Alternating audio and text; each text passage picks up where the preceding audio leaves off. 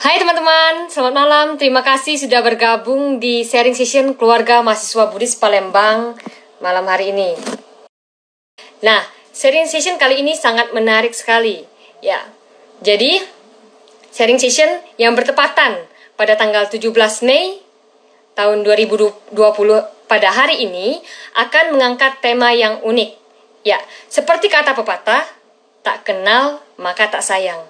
Untuk itu, sebagai pembuka, saya akan memperkenalkan diri terlebih dahulu. Ya, perkenalkan teman-teman, nama saya Sheila Mita Kaliani. Saya selaku Ketua Divisi Badan Semi Otonom Cita periode 2020-2021 yang sekaligus akan menjadi host dalam sharing session pada malam hari ini dan akan menemani kalian semua selama 1 jam ke depan. Wah, luar biasa ya. Baik, jadi perlu teman-teman ketahui kenapa sih kita mengambil tema pada sharing session pada malam hari ini.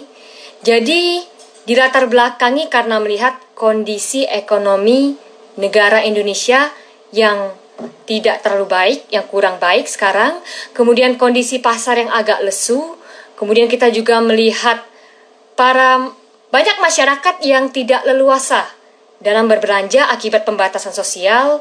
Kita juga melihat banyak teman-teman kita yang di PHK sehingga daya beli masyarakat menjadi menurun.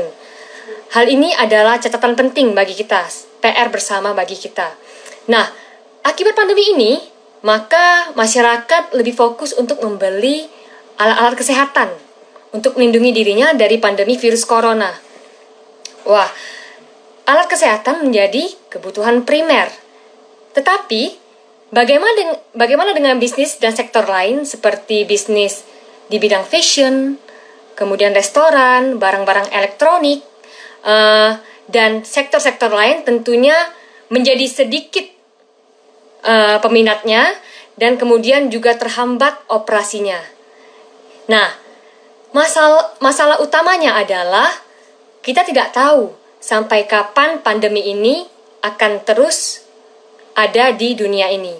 Kita tidak tahu kapan kita bisa beraktivitas normal kembali, kapan kita bisa bekerja, hangout bareng teman, kemudian belajar, sekolah, beribadah seperti biasanya. Kita tidak tahu kapan. Nah, ini PR bagi kita untuk bagaimana cara kita mempertahankan bisnis kita untuk tetap lancar selama pandemi. Itu merupakan PR yang besar untuk kita semua. Nah, untuk itu, keluarga mahasiswa Buddhis Palembang pada sharing session malam hari ini mengambil tema yang luar biasa, yaitu How to Survive Your Business During Corona Pandemic, atau bagaimana cara untuk mempertahankan bisnis Anda selama masa pandemi virus corona ini. Wow, kalau yang kita pikirkan itu terasa berat ya. Nah, tapi harapan kami dengan kalian mengikuti sharing session pada malam hari ini, semoga dapat memberikan manfaat, inspirasi, wawasan, dan dapat menjawab pertanyaan-pertanyaan seputar bisnis atau masalah bisnis teman-teman semua. Ya, tentunya teman-teman, dengan tema yang luar biasa menarik, kita juga, KMBP juga mengundang narasumber yang tidak kalah menarik. Ya, narasumber yang profesional, narasumber yang hebat. Nah, narasumber yang diundang KMBP pada malam hari ini datang jauh dari kota pahlawan. Ayo, teman-teman, ada yang tahu kota pahlawan itu kota yang mana ya? Kota apa ya? Ada yang tahu? Coba komen. Narasumber kita kali ini untuk menjawab semua pertanyaan kita seputar bagaimana cara mempertahankan bisnis di tengah pandemi datang dari kota pahlawan. Ayo, ada yang tahu kota pahlawan itu di mana? Ayo, komen. Ayo, 5 detik. 1, 2. Ya, pinter Angel Aprianto, luar biasa, cerdas. Jadi kota pahlawan itu dari Surabaya. Narasumber kita kali ini adalah narasumber yang luar biasa, Dia berasal dari Surabaya, jauh-jauh diundang KMBP dari Surabaya. Beliau merupakan seorang business coach, speaker, dan author yang sudah sangat berpengalaman, yang sudah sangat hebat di bidang bisnis.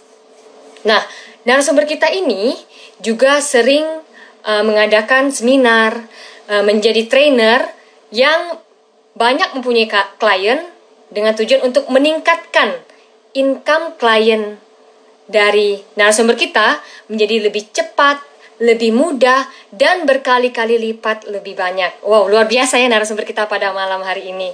Ya, jadi langsung saja, narasumber kita pada malam hari ini adalah bernama Ko Denny Ang. Ya, luar biasa. Teman-teman juga pasti sudah tahu ya, sudah melihat dari poster yang di-share oleh KMBP beberapa hari yang lalu. Ya, jadi Ko Denny Ang ini adalah orang yang luar biasa, orang yang positif, orang yang hebat. Intinya dia sudah sering melaksanakan training yang sangat bermanfaat bagi klien-kliennya. Luar biasa. Oh iya teman-teman, nanti sepanjang sesi sharing kita pada malam hari ini, teman-teman bisa mengajukan pertanyaan dengan cara menuliskannya di kolom komentar di bawah ini. Nah, jadi saran saya teman-teman bertanya dengan lebih cepat ya, karena mengingat waktu kita yang tidak banyak, hanya 1 jam. Jadi pertanyaan teratas lah yang akan saya bantu tanyakan kepada narasumber kita pada malam hari ini, yaitu Ko Denny Ang. Ya, jadi teman-teman boleh bertanya nih. Mungkin bisa bermanfaat untuk bisnis teman-teman, atau untuk bisnis orang tua, atau untuk bisnis keluarga yang lainnya. Ya teman-teman, begitu. Jadi, untuk teman-teman ketahui, seperti sharing session minggu yang lalu, pada sharing session kali ini, KMBP juga menyediakan suatu kejutan atau hal yang spesial di akhir sharing session.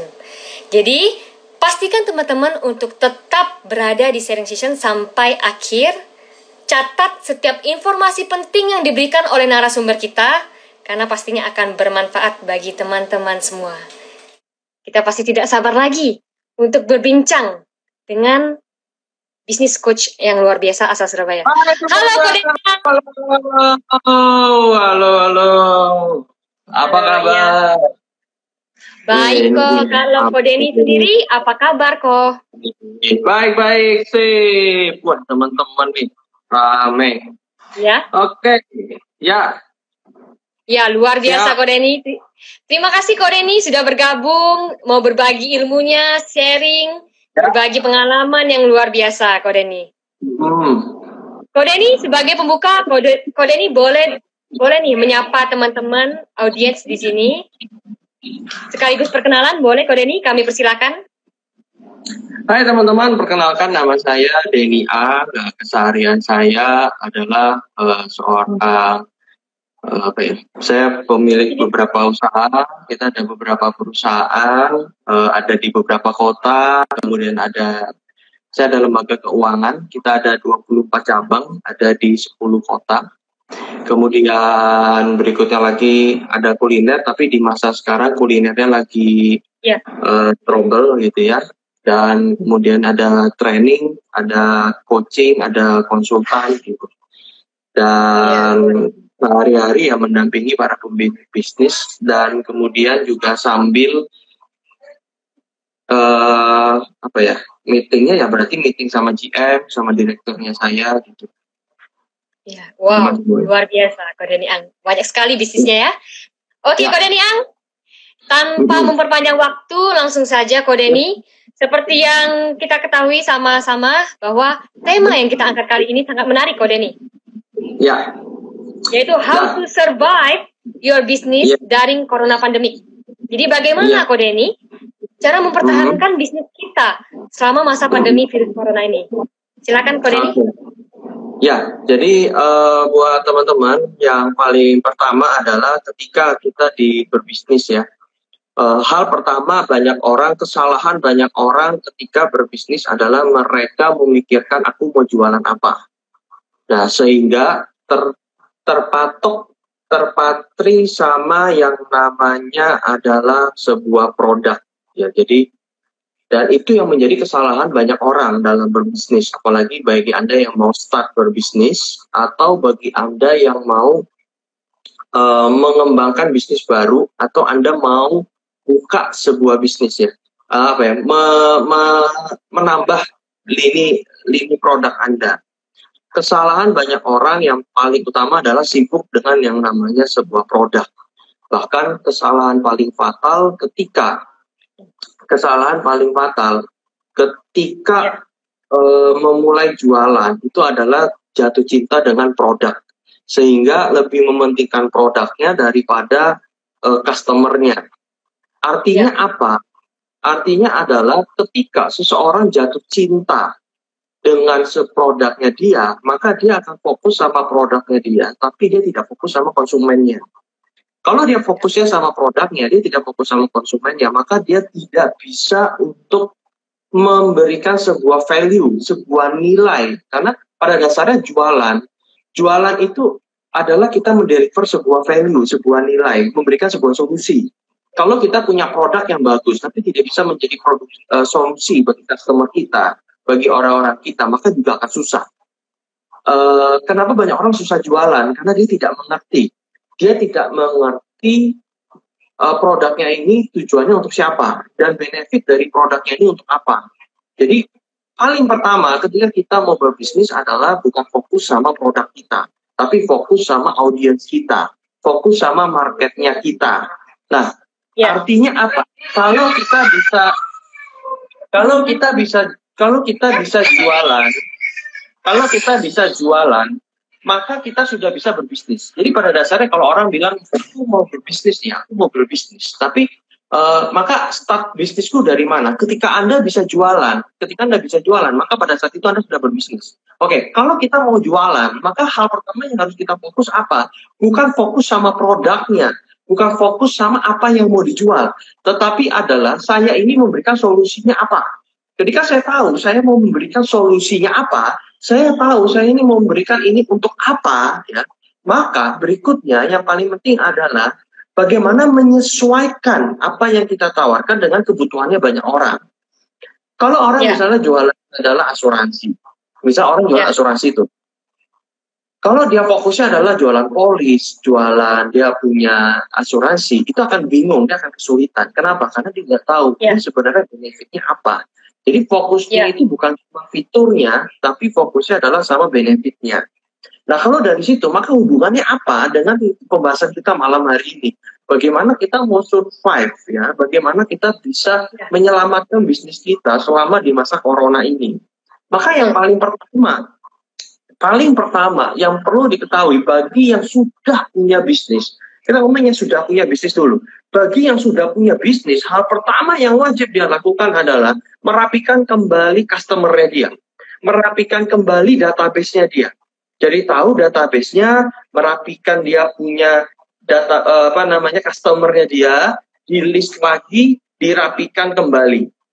Berikutnya adalah bagi yang mau memulai bisnis, maka pemikirannya adalah bagaimana Anda berpikir dulu siapa yang mau Anda bantu. Anda harus clear dulu nih.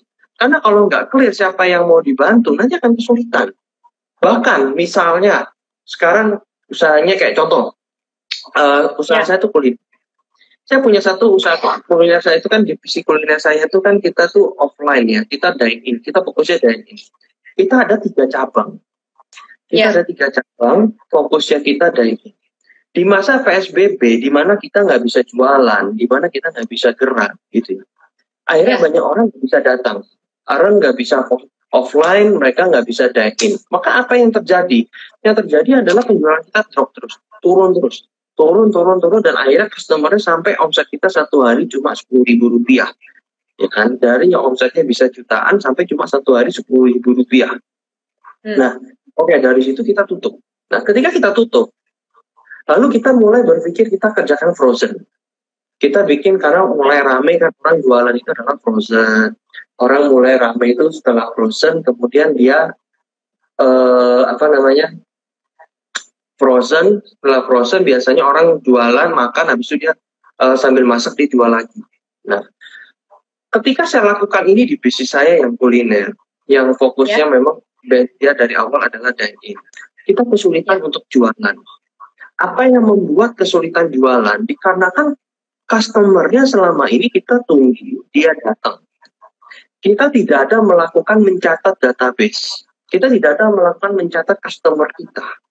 Sehingga ketika kita menjual dengan cara frozen, kita jual dengan online, kita jual dengan FBS, itu nggak jalan. Kenapa? Database-nya nggak siap, list-nya nggak siap. Bahkan selama ini andalan saya ketika saya buka kuliner, saya buka yang retail, saya buka toko elektronik dan segala macam. Ketika saya berhubungan dengan yang toko retail, maka yang saya kerjakan adalah saya fokusnya andalan saya adalah FBS selama ini.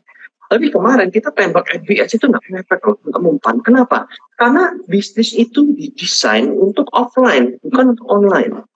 Nah, maka kalau ditanya, Brian Tracy kan ada satu tekniknya Brian Tracy, dia katakan namanya zero based thinking. Zero based thinking itu adalah kalau kita seperti boleh kalau kita bicara zero based thinking itu adalah kalau boleh mengulang lagi, kita boleh mengulang lagi kalau dari apa yang kita ketahui. Ya, kalau kita dari apa yang kita ketahui, kalau kita boleh mengulang lagi dari awal, maka apa yang perlu kita ketahui, apa yang perlu kita lakukan? Maka yang dilakukan adalah satu, rapikan customer Anda, rapikan database Anda. Teman-teman, maksudnya database itu apa? Maksudnya customer itu apa? The list itu apa? Paling simpel buat teman-teman, Anda ini kan di kita punya HP, itu kan ada kontak kita, ada kontak person tuh, ada kontak WA, yang kan. Maka itu adalah database Anda, itu adalah list Anda. Pertanyaannya adalah Anda mau start jualan ke mereka ini apa? Kebutuhan mereka apa? Kalau Anda berada di komunitas isinya perawat-perawat nih, maka apa kebutuhannya perawat? Anda berada di komunitasnya para mekanik, maka kebutuhannya mekanik apa? Kebutuhannya Anda punya teman-teman Anda ini orang-orangnya mereka hobinya Lego, maka apa keperluan mereka? Maka dimulai dengan merapikan database. Nah, yang saya maksud database dalam bentuk apa? Yaitu dalam bentuk email dan dalam bentuk WA. Jadi ada email dan ada WA. Kalau dimaksud database WA itu bukan gini. Kalau kita ngomong yang namanya database itu bukan artinya daftar nama yang bisa kita telepon. Bukan, itu bukan database, itu masih calon prospek. Yang namanya database adalah dia kenal sama Anda kenal sama dia. Jadi dia kenal sama kita kenal sama dia. Artinya kalau di WA itu adalah orang yang saling nge-save nomor. Jadi kalau kita saling nge-save nomor itu adalah database. Tapi kalau tidak saling nge-save nomor itu bukan database. Nah, karena itu berikutnya yang paling penting apa? Bagaimana Anda bisa memastikan saling bisa nge-save nomor, itu satu dulu. Yang berikutnya yang kedua, customer Anda apakah tahu kalau Anda jualan? Kalau Anda berbisnis, gitu. Karena begini, misalnya nih, sekarang ini misalnya lagi rame kerja jam tangan masih jalan, kerja HP masih jalan, tapi online. Misalnya Anda sebelumnya adalah paling simpel deh, kuliner offline. Anda sekarang mau usaha frozenan, Anda mau jual, bisa jalan nggak? Belum tentu. Kenapa? Kalau Anda nggak punya pembelinya, maka nggak bisa. Maka hal yang paling simpel adalah kalau Anda mau bisnis, mau start sebuah bisnis ataupun mengerjakan bisnis yang ada sekarang, Anda mau besarkan, fokus Anda bukan sama produk Anda. Anda tidak fokus dengan produk Anda, tapi Anda fokus sama konsumen Anda. Anda fokus sama customer Anda. Siapa customer Anda gitu loh. Nah, maka kalau pertanyaannya bagaimana how to survive kita punya bisnis, pertama adalah mencari tahu dulu selama ini customer Anda ini siapa. Berikutnya adalah Anda punya kontaknya atau tidak. Nah, itu dia problemnya. Aku nggak punya kontaknya. Ya sudah, kalau itu bocah ya sudah, lu udah nggak bisa gerak tuh. Nah kalau gitu gimana? Ya udah, start dari yang Anda punya bisnis sekarang. Anda punya customer siapa? Kalau Anda sekarang ada customer siapa, Anda gerak dari situ. Gitu. Oke, sekarang misalnya customernya sudah ada. Oke, kok aku ada customerku dan aku ada listnya kok. Jadi sekarang kita kasih beberapa hal yang kondisi berbeda nih. Kondisi yang pertama adalah Anda punya customer, Anda tahu customer Anda siapa, dan Anda punya listnya, Anda punya nomor kontaknya, Anda bisa kontak dia lagi. Cuma dia sekarang nggak bisa belanja ke Anda. Kalau sekarang ini, maka Anda perlu lakukan yang pertama adalah coba Anda rubah bisnis modelnya. Rubah produknya dulu. Rubah produknya. Karena gini, waktu kondisi tidak PSBB sama kondisi sebelum WFH sama jadi kan kondisi ini sebelum WFH, kondisi WFH sama kondisi PSBB. Ya. Setiap kondisi itu berbeda. Ketika terjadi dari sebelum WFH jadi WFH, maka kebutuhan orang jadi berubah. Dari WFH ke PSBB, kebutuhan orang jadi berubah. Kalau Anda fokusnya sama produk Anda, matilah Anda. Bukan mati, pasti kebingungan gitu loh. Kenapa? Karena kebutuhan orang jadi berubah. Nah, maka kenapa di awal saya bilang sesuaikan sama need-nya customer Anda. Customer Anda kebutuhannya apa? Begitu dari sebelum WFH ke WFH, kebutuhannya beda loh. Jadi switching. Dari yang sebelumnya, ada yang ngomong gini, kok aku kerja potong rambut nih kok. Terus waktu WFH-nya omsetku drop. Ya drop lah, kebutuhannya berbeda. Ketika sebelum WFH, dia bisa datang ke Anda untuk potong rambut. Tapi ketika WFH, ada peraturan bahwa tidak boleh keluar rumah. Berarti kan dia punya kebutuhan apa? Aku mau potong rambut, tapi aku tidak bisa keluar rumah. Berarti dia butuh solusi yang lain dong. Ya kan? Berarti solusinya apa? Satu, aku butuh potong rambut. Yang kedua, tapi aku nggak bisa keluar rumah. Berarti dia butuh solusi potong rambut dan dilakukan di rumahku.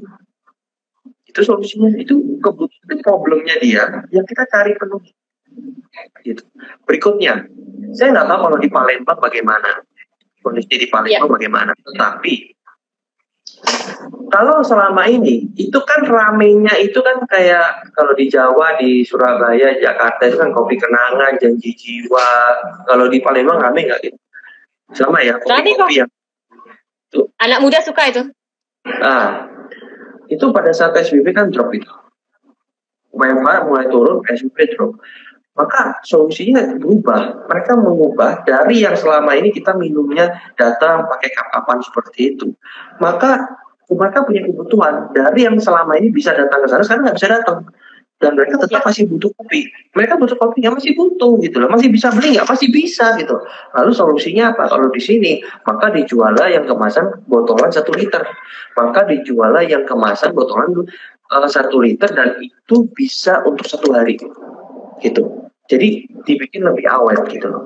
Kenapa? Karena orang kan banyak di rumah. Maka dia sebanyak di rumah dia butuh kemasan kopi yang jauh lebih banyak. Yang literannya lebih banyak. Gitu loh.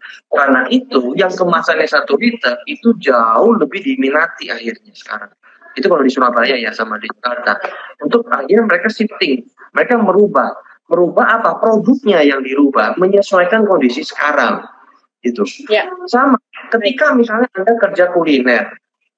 Nah, kerja kuliner dan Anda masih bisa kontak database Anda. Jadi Anda punya Instagram hidup, database Anda ada. Maka Anda tinggal merubah aja dari yang selama ini melayaninya dine-in, maka dirubah jadi untuk bisa dikirim. Satu. Berikutnya, orang yang di rumah mereka karena stok lama di rumah, maka mereka butuh variasi karena orang bosen kalau di rumah terus. Maka kalau Anda jualnya cuma 1 menu yang sama, variannya cuma menu yang sama, pasti penjualannya juga akan drop. Maka yang sekarang ini yang berjalan, kalau teman-teman yang kuliner, yang berjalan adalah yang 1, variannya dibanyakin.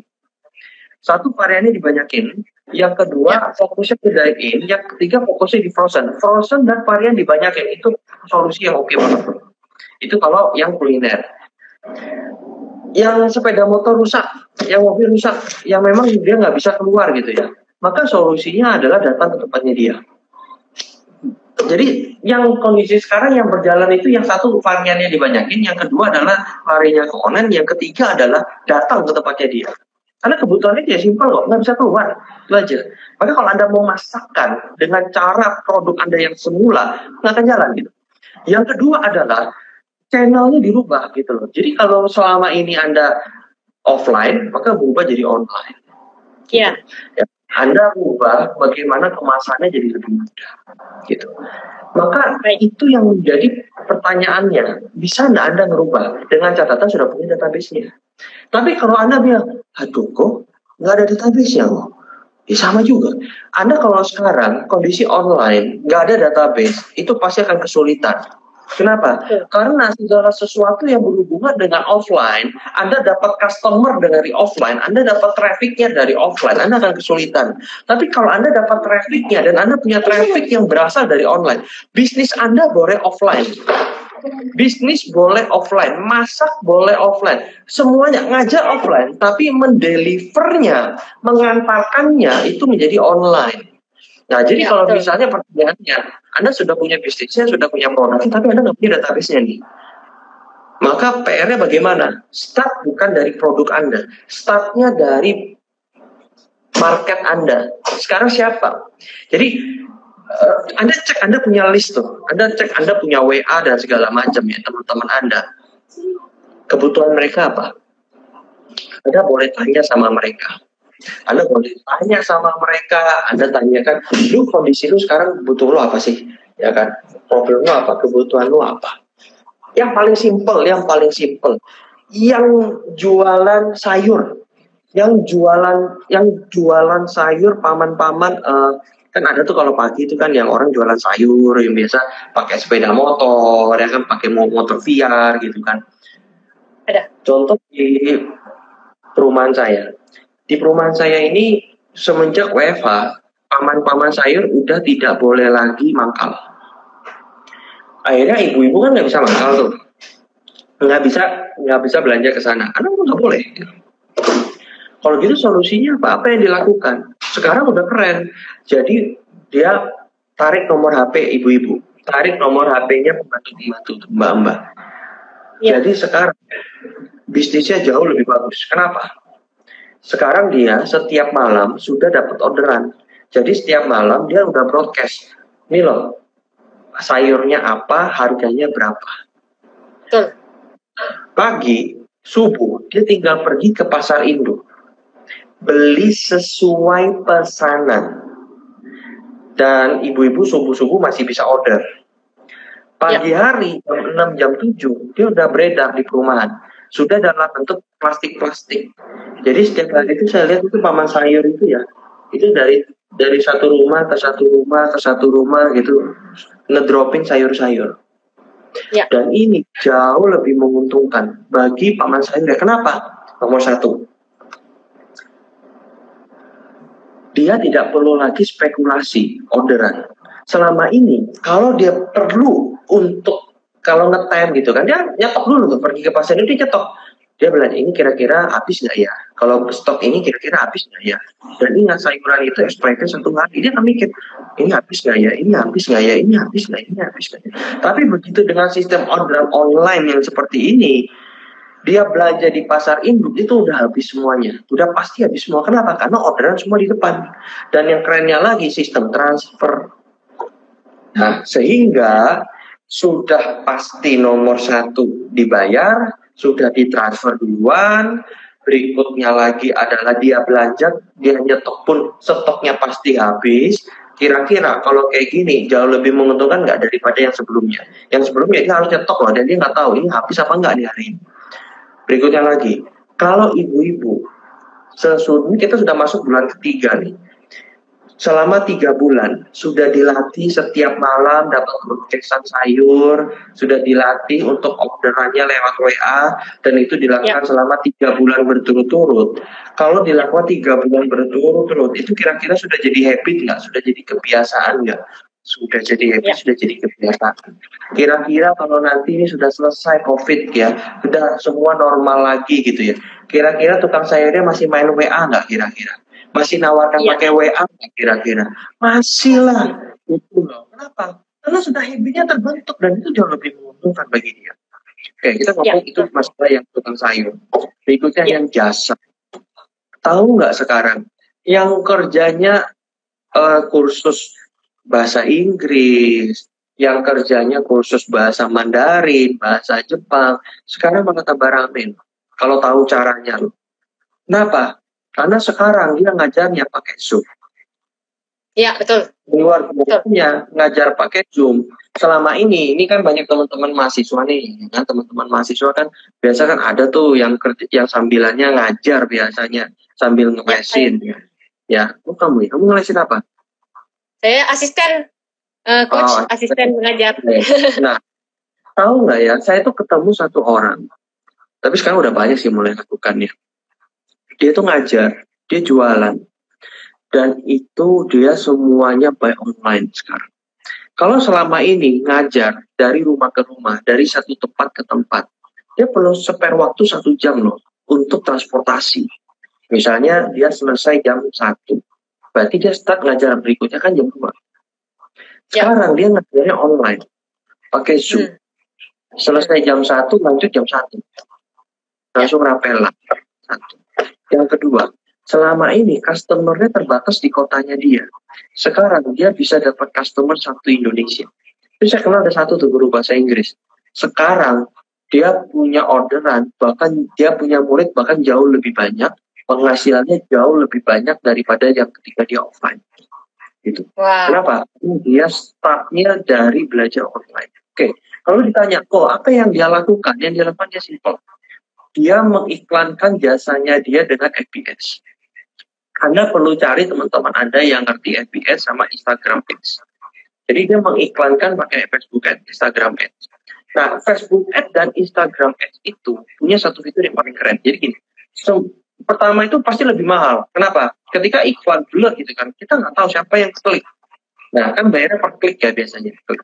Dan dari itu ada yang transaksi. Nah, maka di website itu kita bisa cek, kita bisa pasang di Facebook itu ada pelacaknya, namanya adalah pixel. Pixel itu apa? Pixel itu adalah trackernya. Jadi begitu ditaruh nih di tempat, jadi begitu mau disambungkan ke WA, dia sudah bayar, maka ada lembar konfirmasi.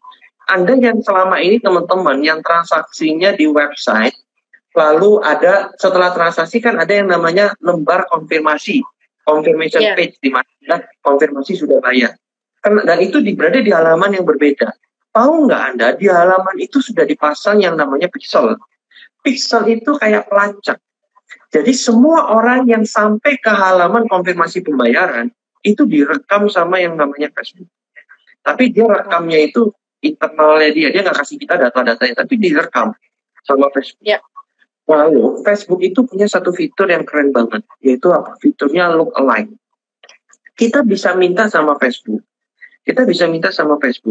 Oke, yang orang yang kena tracker, pelacak, namanya pixel. Orang yang sudah kena pixel ini, Facebook tolong dong kamu hanya beriklan kepada orang yang behaviornya itu mirip-mirip yang sama atau mirip dengan yang beli saya punya produk. Jadi cuma beriklan ke mereka aja. Sehingga itu membuat satu konversi iklannya jadi lebih tinggi. Misalnya selama ini 100.000 dapatnya cuma 2. Begitu dilakukan pakai lookalike, pakai pixel, maka 100.000 itu bisa jadi dapat 5, dapat 6 gitu. Dan itu tinggal dibesarkan aja nanti budgetnya. Dan itu ya dari situ dia dapat pendaftarannya itu terus-terusan. Gitu. Jadi buat teman-teman yang kursusnya bahasa Inggris, matematika, bahasa Mandarin gitu ya. Itu ada jalannya. Nah, itu ngobrol kan sama Ferdi tuh, sama si Bro Ferdi lah, yang aku kenal kan sama si Ferdi, dia ngerti gitu-gitu. Ya karena itu bisa dikondisikan kayak gitu. Yang penting kalian ada yang pintar ngajar aja deh. Itu sangat bisa banget. Nah, berikutnya. Jadi, kalian bisa punya murid satu Indonesia. Ya. Dan itu udahlah, itu waktunya habis banget ya, cuma ngurusin gitu doang. Jadi dia blow up gitu. Berikutnya lagi adalah yang jualan barang-barang, karena sekarang kan yang di toko itu kan yang di toko kan drop, yang jualan di toko kan, karena kan mall kalau di Surabaya kan benar-benar ini banget ya, strict banget ya, jadi nggak bisa belanja. Mereka dipaksa tutup selama PSBB dan segala macam. Akhirnya yang hidup apa? Yang hidup adalah e-commerce. Yang hidup adalah Tokopedia, Bukalapak, dan Bibli. Tadi malam itu Shopee ya. Tadi malam saya barusan ngobrol sama pengusaha, kerjanya jualan jam. Dia pasarkannya lewat situ gitu ya, lewat Tokopedia, Bukalapak, Beli-beli, Shopee gitu ya. Dia punya omset, ya, dia punya omset. Bahkan dia bilang kalau dihitung-hitung sebenarnya, sekarang kan dia tuh punya 7 cabang. Jadi dia punya 7 cabang toko jam di mall-mall di Surabaya dan di Jakarta. Total ada 7 cabang. Sekarang kan kondisi tutup semua nih, karena PSBB. Yang hidup kan cuma online-nya dia. Dia hitung-hitung. Dari yang hasil e-commerce ini, kalau nutupin biayanya cuma tim e-commerce aja, itu jauh lebih profit loh dia bilang. Jadi aku kesampingkan biaya aku punya yang offline ini ya. Cuma online-nya dari online ini aja aku udah bisa profitnya bagus, lumayan. Kalau aku tidak memasukkan biaya dari yang offline. Gitu. Maka dia berpikir, karena kondisi seperti ini, dia jadi mengevaluasi bisnisnya dia. Akhirnya dia bilang, habis ini ya, punyaku yang offline itu banyak yang kututupin. Aku akan fokusnya ke online. Nah di online ternyata aku tanya yang kamu lakukan apa sih supaya kok bisa rame, omsetnya cepet lumayan loh, dia omsetnya sampai 12 digitan. Aku tanya lu punya omset begitu banyak ya sampai membludak ya, sampai dia punya admin itu sudah angkat tangan, jadi sudah nggak cukup waktu untuk making ya. Jadi satu hari dia harus making sampai, saya sampai kaget, satu hari kamu harus packing berapa banyak. Satu hari aku harus packing sampai 1000 packingan. Abang, 1000 packingan. Iya. Dan itu aku sudah tambah custom akun. Kamu nggak tambah anak buah tuh? Aku mau nambah anak buah, tapi kan harus kuajarin dulu. Sedangkan ini butuhnya sekarang, dia bilang. Jadi semua aku suruh masuk, semua buat making, satu hari kejar untuk 1000. Dan itu muntah-muntah nggak bisa. Aku tanya, yang kamu lakukan apa? Aku lakukan di Bukalapak, di Tokopedia, Shopee, Blibli, Bukalapak. Lalu saya tanya lagi, yang bikin kamu rame apa? Nah, dia bilang, di sana itu ada fitur iklan, jadi beriklan di dalam e-commerce. Nah, jadi dia sudah melakukan beriklan di dalam e-commerce itu udah jauh-jauh hari. Jadi ketika kondisi sekarang, dia tinggal naikkan aja budget iklannya. Gitu. Dia udah tahu celahnya. Nah, maka yang perlu dilakukan apa nih? Kalau teman-teman mau lakukan di situ, belajar untuk beriklan di dalam e-commerce. Itu urusannya sama Tokopedia dan yang lainnya. Gitu. Berikutnya lagi adalah Anda ketika jualan di e-commerce, marginnya memang tipis, nggak besar. Bahkan dia lakukan apa? Dia bilang gini, saya ada produk-produk yang marginnya dia nggak bagus banget. Dia sengaja jual marginnya, bahkan nggak dapat untung. Jadi dia jual di e-commerce, dia nggak dapat untung. Loh, aku bilang, loh, terus kalau kayak gitu kamu dapat untungnya dari mana? Nah, dia bilang gini, produk itu kan banyak tuh. Misalnya, anggaplah produk tuh ada 10. Produk ada 10. 2 atau 3 itu jualnya nggak pakai untung di e-commerce. Dan itu akhirnya kan rame tuh, banyak tuh transaksinya. Ketika transaksinya banyak, ketika banyak pembeliannya, akhirnya ratingnya jadi naik. Itu menaikkan dia punya rating toko. Begitu ratingnya tokonya naik, banyak yang beli, banyak yang transaksi, kemudian kecepatan jawab, itu juga penting. Itu kecepatan jawab juga dinilai oleh e-commerce. Gitu. Jadi kalau Anda jualan di e-commerce, Anda begitu orang tanya langsung Anda jawab, itu membuat rating Anda langsung naik tuh. Tapi kalau orang tanya besoknya baru dijawab, itu langsung drop ratingnya. Itu penting banget tuh. Jadi kan kalau belanja di e-commerce, kita biasanya kan aku mau cari HP misalnya. Maka aku cek tuh HP tipe ini. Lalu kan ada fitur yang pasti kita pakai 2 fitur, sort dan filter. Kita mau nge-sort mana yang ulasannya paling bagus, harganya paling murah. Lalu kita filter mana yang di kotanya Surabaya atau di kota Palembang, sama mana yang power store atau official store. Kan yang gitu. Nah, bagaimana kalau kita punya rating rendah, walaupun mau pakai sort sama filter, itu nggak masuk loh. Ternyata, saya baru tahu juga kemarin. Kalau ratingnya kita rendah, ketika itu di sort, ternyata nggak muncul juga. Kalau gitu supaya muncul bagaimana? Yang pertama, transaksinya banyak. Jadi, cara ngakalin transaksi banyak gimana? Pakai produk-produk buat pemancing, yang memang nggak ada untungnya. Jadi transaksinya banyak, ratingmu naik. Yang kedua, ketika banyak transaksinya, chattingnya kan juga banyak, pesannya kan juga banyak. Begitu orang pesan langsung jawab. Makanya beliau itu pakai sampai karyawannya 3 shift untuk ngejawab akun e-commerce. 3 shift loh. Berarti 24 jam orang WA, orang ngechat di e-commerce, langsung dijawab gitu. Aku tanya, kenapa kamu bela-belain begitu? Supaya ratingku naik terus. Aku harus menjaga ratingku di atas, jangan sampai turun. Jadi 2 itu kuncinya. Dan bagi teman-teman yang kerja melakukan di e-commerce, lakukan 2 itu. Yang ketiga, ini tricky juga sih, agak tricky sih. Satu produk bisa postingnya beberapa. Jadi namanya dibedain. Jadi misalnya nih sama-sama jualannya remote AC misalnya. Yang satu judulnya adalah remote AC mereknya ini apa, Daikin gitu ya. Satunya lagi adalah pendingin AC Daikin gitu ya. Satunya lagi adalah apalagi yang sinonimnya dari remote gitu. Ya. Karena kan orang itu ketiknya kan ada orang ketiknya itu remote, ada orang ketiknya alat kontrol pendingin, ada orang ketiknya tuh bukan remote tapi orang ketiknya apa? Remote, nggak ada e-nya gitu. Nah, jadi Anda bikin beberapa postingan, produknya sama tapi judulnya beda, harganya dibedain dikit, fotonya juga dibedain gitu loh. Nah, supaya apa? Supaya kalau dicari gampang. Kan gitu, hal seperti itu loh e-commerce. Ya kan? Tapi yang paling pasti adalah tujuan dari itu adalah simple gitu loh. Anda nih sekarang maunya ngerjainnya apa? Customer Anda siapa? Kalau di masa sekarang, bagi yang sudah punya bisnis Anda mau transisi, fokusnya bukan sama produk Anda. Kalau Anda fokus sama produk Anda, buntu pikiran Anda.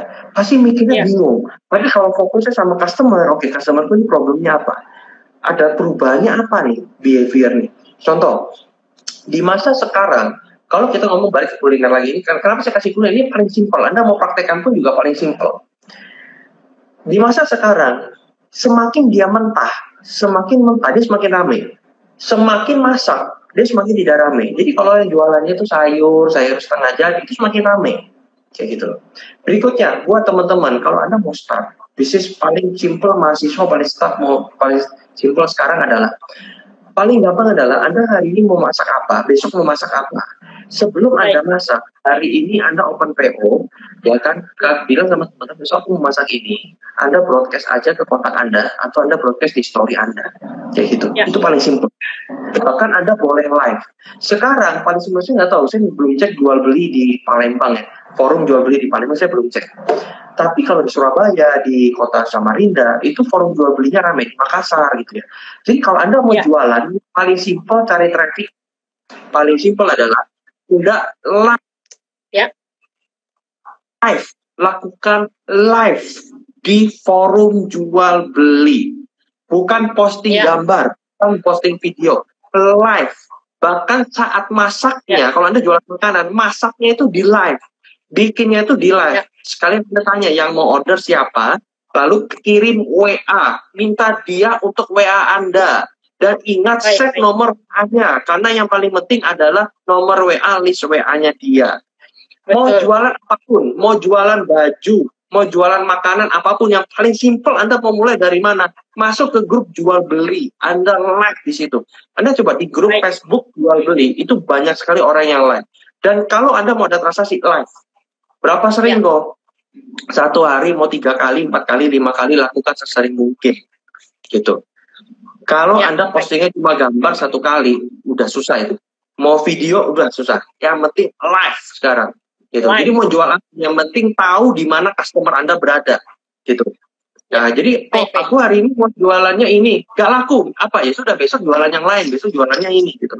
Dan itu di sana gitu. Jadi Anda tahu nih, coba-coba gitu loh. Dan ingat jangan stok banyak lebih dulu. Kalau bisa produknya orang, Anda jualin dulu, ya kan? Anda jangan nyetok dulu gitu loh. Bahkan untungnya sedikit pun nggak apa-apa. Yang penting Anda punyanya orang, Anda jualin dulu. Oh iya, ternyata produknya laku nih. Baru Anda stok. Kenapa kita stok? Karena marginnya lebih bagus. Kita jualin produk orang, itu kan marginnya nggak bagus. Tapi nggak apa-apa, Anda nggak punya resiko. Oh, Anda tahu, oh ini loh, aku bisa jual ini. Jadi di grup ini, aku bisa jualan ini. Begitu Anda tahu, baru Anda stok. Jadi jangan stok langsung di awal. Udah, sekian. Baik. Ya, oke, luar biasa sekali. Panjang lebar, jelas. Luar biasa kok, Denny Ang. Jadi intinya teman-teman harus fleksibel dengan keadaan. Jadi yang paling penting itu kok customernya, benar kok? Kita harus punya list customer, ya. Bukan hanya nomor kontak customer, tapi usahakan customer kita juga punya nomor kontak kita. Nah, jadi sama-sama engage ya kok, saling berhubungan, saling berkaitan, betul Bang kok? Dan teman-teman bisa beralih ke online, teman-teman. Bisa pakai Facebook Ad, Instagram Ad, dan lain-lain. Dan yang penting lakukan live, teman-teman. Live seperti ini sangat bermanfaat sekali. Baik, luar biasa. Wah, tidak terasa nih kok, waktunya sudah hampir habis. Wah, tapi penjelasan dari Ko Denny sangat luar biasa sekali. Panjang, jelas, luar biasa. Ko Denny, seperti yang saya sampaikan di awal, saya punya sesuatu yang berbeda. Jadi saya membuat sebuah pantun untuk Ko Denny dan teman-teman semua. Boleh didengarkan ya kok? Boleh. Jalan-jalan ke kota Palembang, mampirlah ke Benteng Kuto Besak. Virus corona datang menyerang, bisnis dan ekonomi jadi terdesak. Makan pempek, teksturnya lembut, sambil santai membaca koran. Minggu malam lagi gabut, live KMBP jadi sasaran. Luar biasa. Liburan jadi sering bergadang, main Mobile Legends bersama pacar. Bincang bisnis bersama Coach Denny Ang, bisnis masa depan menjadi lancar. Wih, keren. Kalau ada masalah jangan cemen. Berani selesaikan sampai tuntas. Dapatkan simpati konsumen dengan produk yang bersih dan berkualitas. Jadi terima kasih teman-teman sudah menonton sharing live dari keluarga mahasiswa Buddhis Palembang.